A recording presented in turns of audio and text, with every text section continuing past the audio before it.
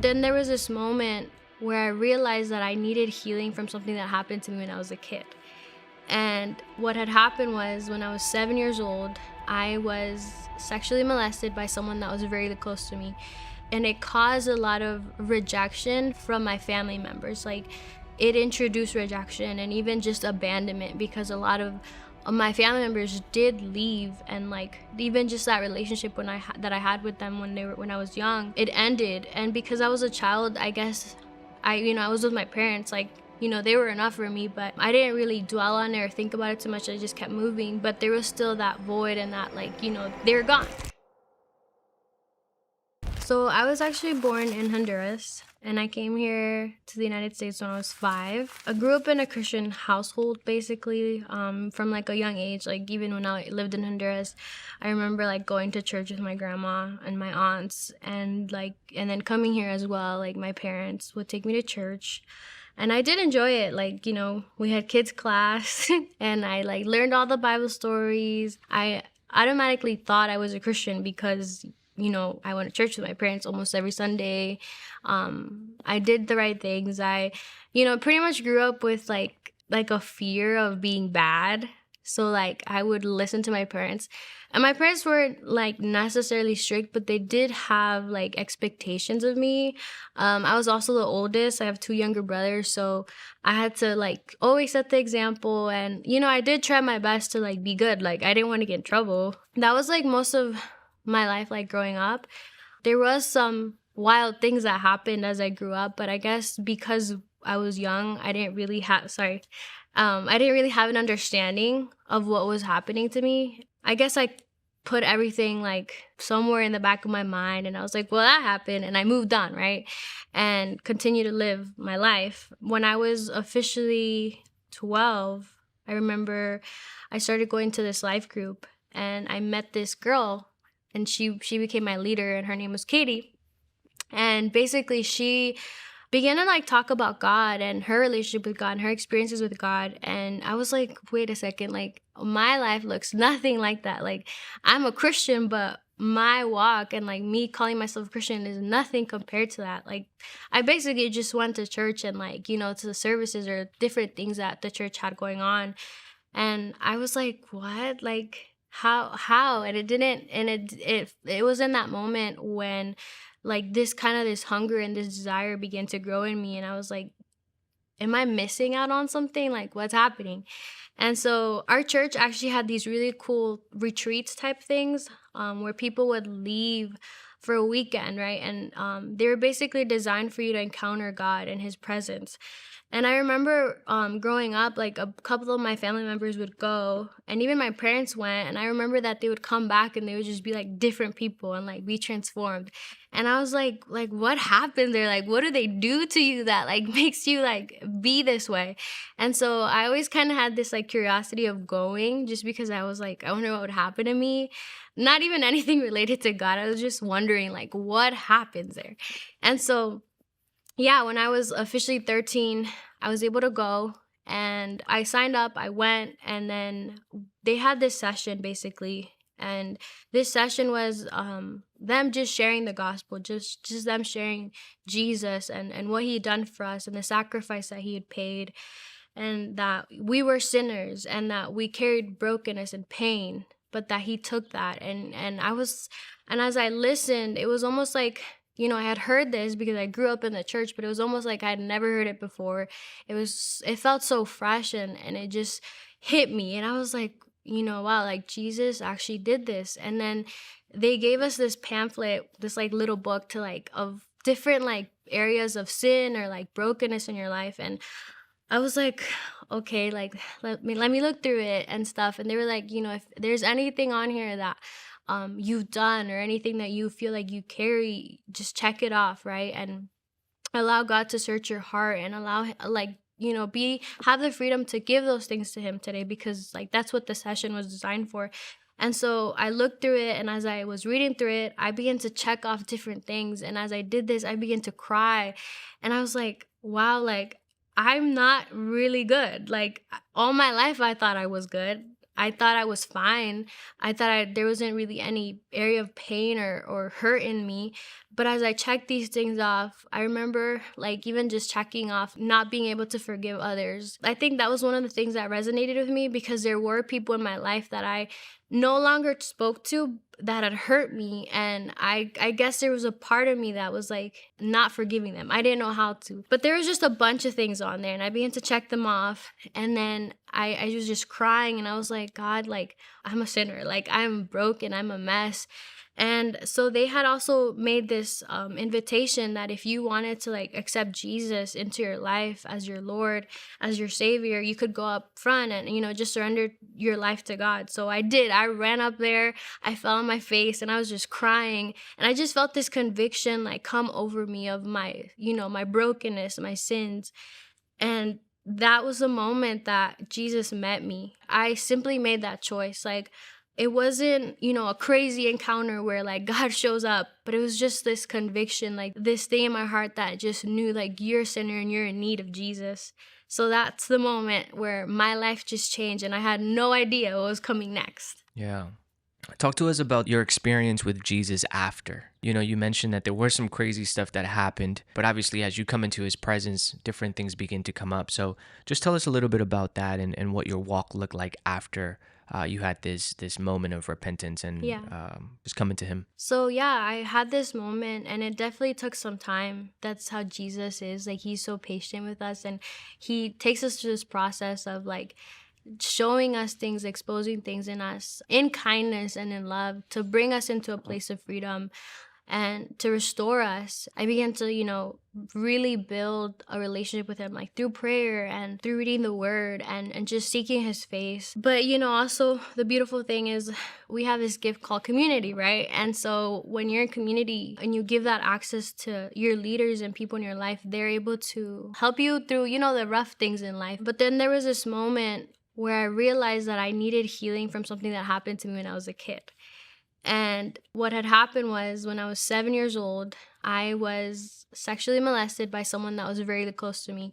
And it caused a lot of rejection from my family members. Like, it introduced rejection and even just abandonment, because a lot of my family members did leave, and like even just that relationship that I had with them when I was young, it ended. And because I was a child, I guess I was with my parents, like, they were enough for me, but I didn't really dwell on it or think about it too much. I just kept moving, but there was still that void and that, like, they were gone. So Can you just talk to us a little bit about why the rejection came? Why did yeah, they decide to leave?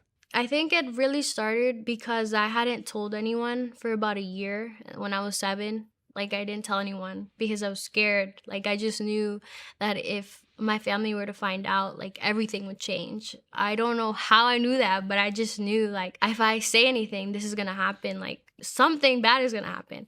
And so the only person I remember telling was my cousin. She was like a sister to me.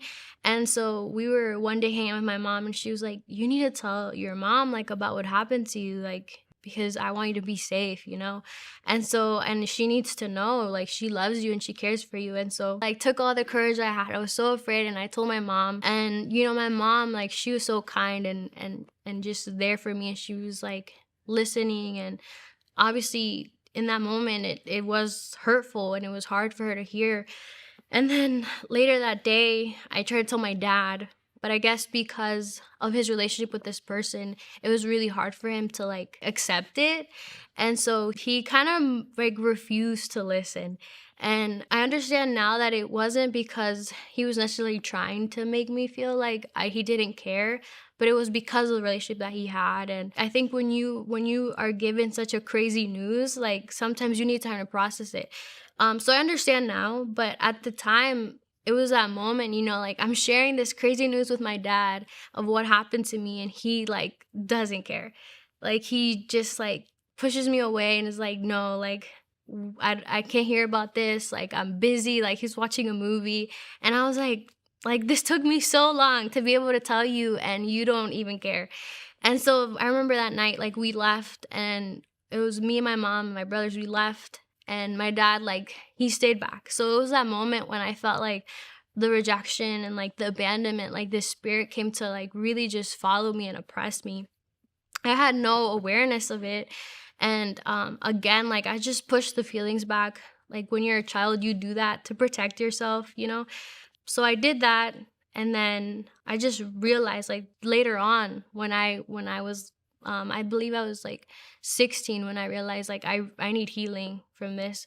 I realized like this rejection and abandonment had been following me all my life, and I began to see as well, like even instances with friends, like I felt like I could never tell any of my friends because I felt I was not normal. I felt like I was like they would, if I told them, they would leave me, like they wouldn't be my friend anymore. Like, but even like I recognized too, like when I was struggling, like was, just certain thoughts, or like when I felt like I needed help, like I couldn't really tell Mm. anyone because I felt like if I opened up with anything, like people would leave or people wouldn't really like stay and support me or help me through it. I had this battle with vulnerability and like being able to open up, and it was because of what I had experienced when I was little, the rejection and then people leaving, the abandonment. So How did the Lord help you through that to be able to gain that healing and restore that trust in people? so what happened after I opened up, I was finally, I had the courage like when I was 16 to share with some of my leaders and be real about what happened, and they basically just took me on a journey of healing. They kind of were like, this is something that God is going to do. We're going to help you through it.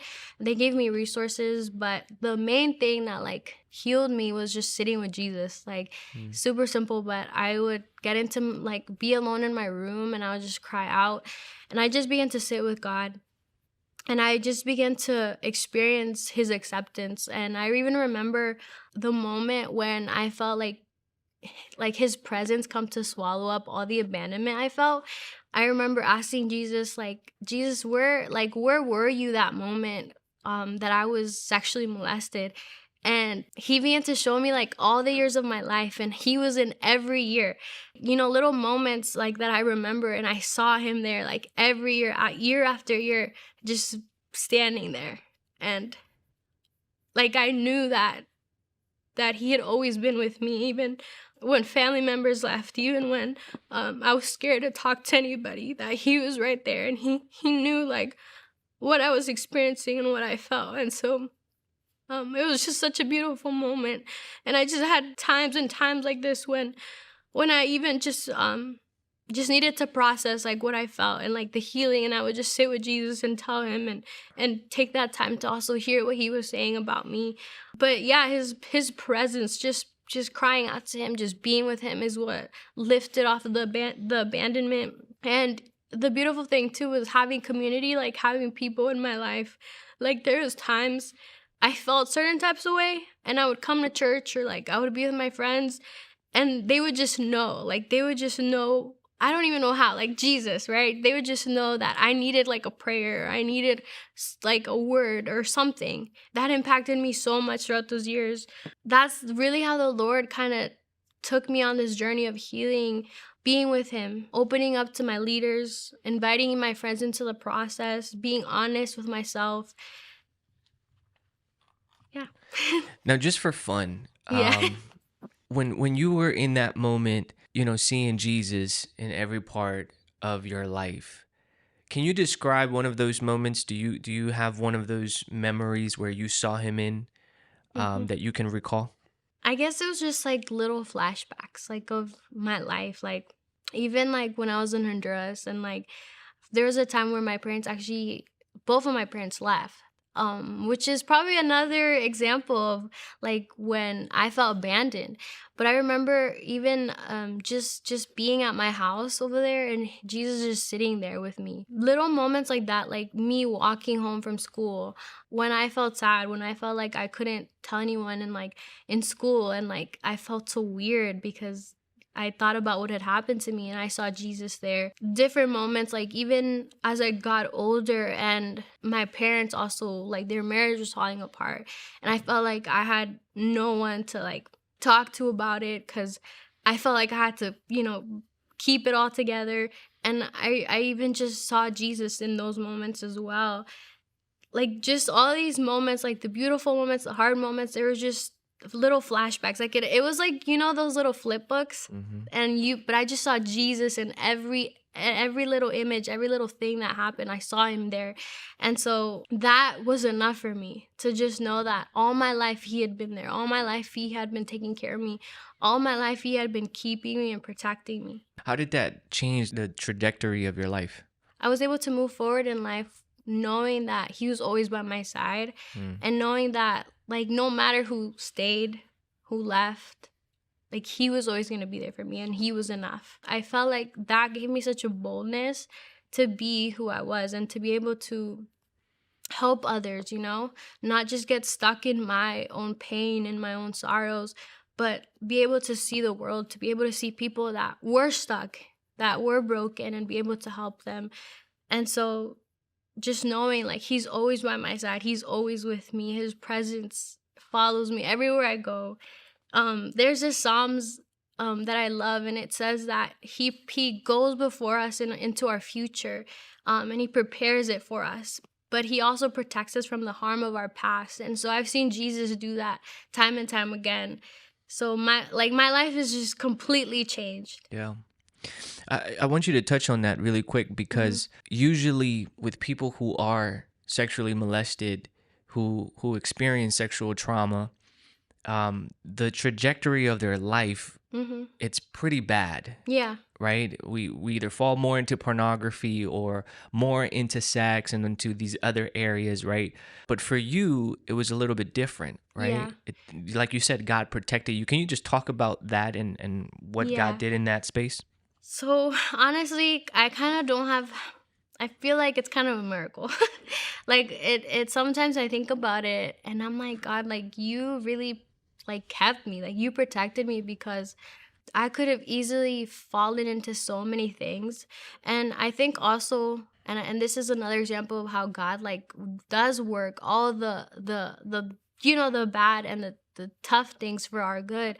Like after that happened to me, I did have fears, I guess, surrounding like sex and like anything around it. It kind of shut down my curiosity about it. Like I was afraid of it, and also like I felt like if I did anything surrounding that, like my parents would be bad. So it was a fear based situation. So I didn't allow myself to like go there. But yeah, like that's another area God also had to redeem and restore and give me like the right design for it. Mm. But he kept me, like he gave me back my innocence. Like I feel like when I said yes to Jesus, even without knowing, he gave me back my innocence. And I was okay, but I still had that fear, you know? Which also kind of like, you know, prevented me from doing things that I shouldn't have, or would have affected me even more. Yeah. Yeah. How did he redeem that part of your life? It's a crazy story too. Even with that, like I guess I felt shame. I felt a lot of shame because I was like, how could anyone ever love me? Like how could a man ever love me? Like with like what had happened to me. Like I felt, you know, not worthy. I felt like I wasn't worthy to be loved in that way. So yeah, like I remember telling God that I wasn't gonna date anyone until I was 18. And then I met Jonathan, which is my husband. And even like before then, I was still processing like the rejection and the abandonment. But we, you know, when we first met, like we obviously liked each other, but I told him, like, I was like, I don't want to date anyone till I'm 18. So like we can be friends. And we did. We became best friends. Like literally like friends. Like it was completely friend zone. And we had accountability. Like we told our leaders that we liked each other, and so they also, you know, helped us to like, you know, actually be friends. But it was through his friendship that like God like used him to redeem that. Cause like not only did he wait for me when I met him when I was 15, but he not only did he wait for me till I was 18, but God like used him as like a man to just show me like what like love through a man is supposed to look like. And even obviously with Jesus, like I took that time to surrender those fears to him, that shame that I felt, because only he could do it, right? Only he could set me free from the feelings I had about myself. But through friendship with Jonathan, and then later when I turned 18, we started dating, I was able to open up and actually share with him like my story.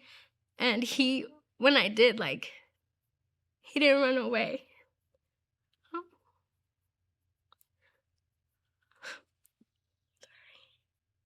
Like, I remember sharing it with him, and like, he listened, and he told me that, like, it didn't change the way that he saw me.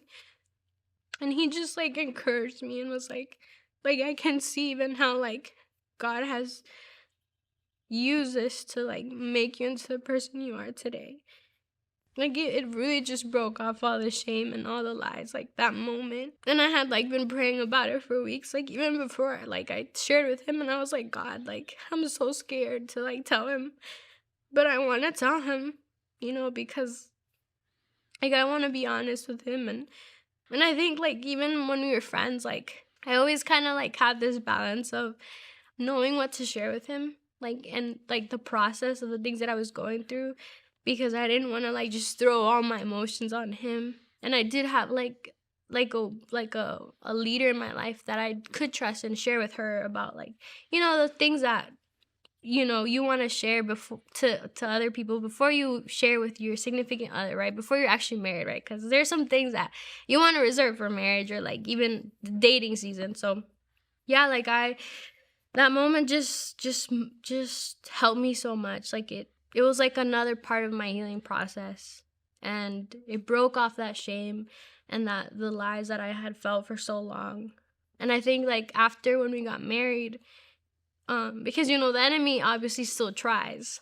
Like, even before we're gonna get married, I still felt just, like, certain times when the enemy would try to, like, attack me with that, with the lie, like how could he love you, like, when you've gone through this, or, like, what's gonna happen, like, when you actually experience, like, even having sex. Like, it was just crazy. But then I got married, and, like, the Lord, like, just took over. Like, his presence just met us. It was just crazy. It felt like I had battled with those things for so long for no reason. Because when we entered into covenant marriage, there's such a peace, and he affirmed me in so many ways. I felt like so free. Um, yeah.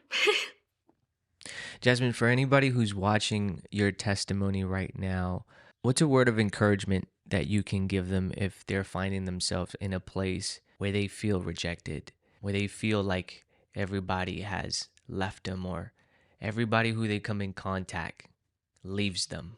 What can you say to that person? I would tell them that Jesus is closer than we know, that he is the one that never leaves, and that his hand is always reached out to you, and that in him you will find the freedom that your heart needs to live this life on earth. Even if people were to leave you, even if people were to walk away, Jesus would still be there. Jesus would remain. He's the one that can fill that place in your heart and in your life. Jasmine, what would you say to little Jasmine who is dealing with the sexual attack and feels alone? What would you say to her? I would tell her that she's not alone.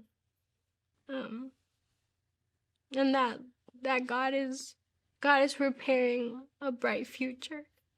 That even, like, all the suffering and all the questions one day will seem like nothing, because of the future God has prepared, and the people that he would place in your life.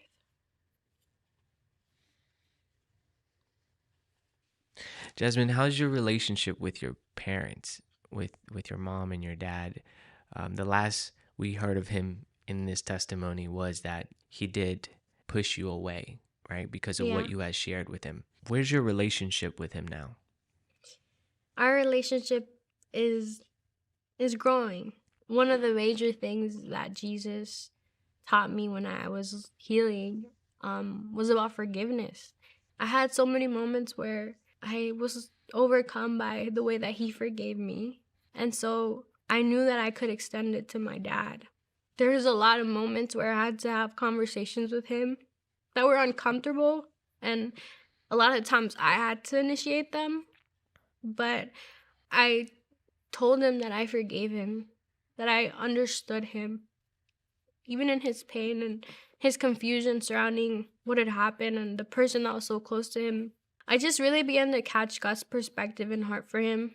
There was a lot of other things that happened with between my parents. We later on they had a divorce, so that was another whole thing to navigate through, but I placed the boundaries I needed to, but I also forgave and I continued to love him and give him space.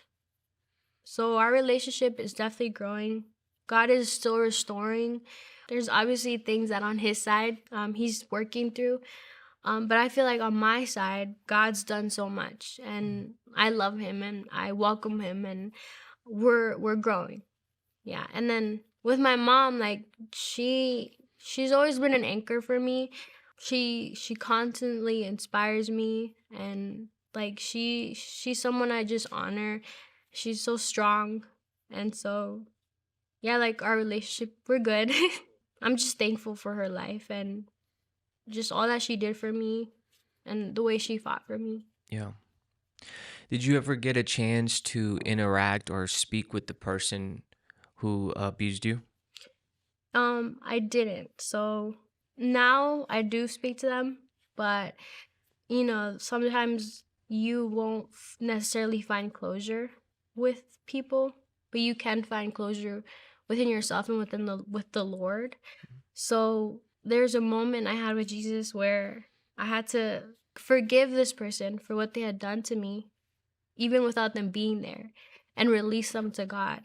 And I remember I accidentally like ran into them one time and they didn't see me, but I saw them and I started panicking because I was like, oh my God, like I haven't seen them in so long. And I just began to get scared because I was like, what if like they find out and they like see me again?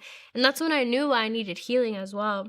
This was when I was 16 too. But as I brought this to the Lord was like the first step is to release them, to forgive them, to give this person and what they did to me. And so I was able to do that, and now like I can look this person in the face without fear, with love and compassion and understanding.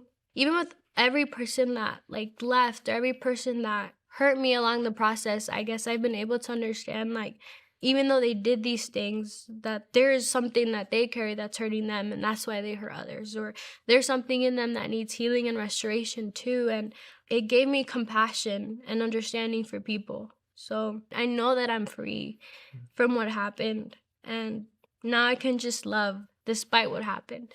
Yeah. Jasmine, who is Jesus to you? Uh, Jesus to me is my best friend. He's my safe place.